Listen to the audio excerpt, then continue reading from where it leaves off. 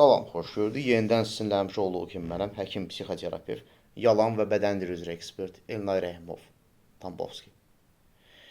Ərə getməyə hazırlaşan qadınların və yaxud da ümumiyyətlə qadınların pul haqqında dediyi ən böyük bir yalan var. Hansı ki, eyni zamanda ən böyük manipulyasiyadır.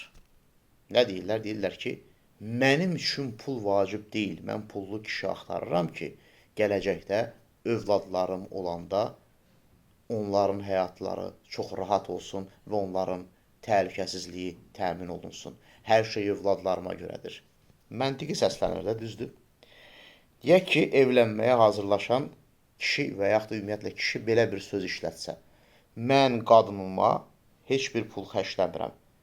Yəni, artıq şeylərə də pul xərcləmirəm, böyük hədiyyələr də almıram. Nəyə görə? Ona görə yox ki, mən paxılam. Ona görə ki, gələcəkdə birdən mənim başıma nəsə bir hadisə gəlsə, o pulları öz xanımım yığıb, övladlarının təhlükəsizliyini təmin eləsin. Və mən də öz övladlarımı düşünürəm. O zaman buna görəsən xanımlar necə reaksiya verər? Diqqətinizə görə minnətdaram. Sağ ol.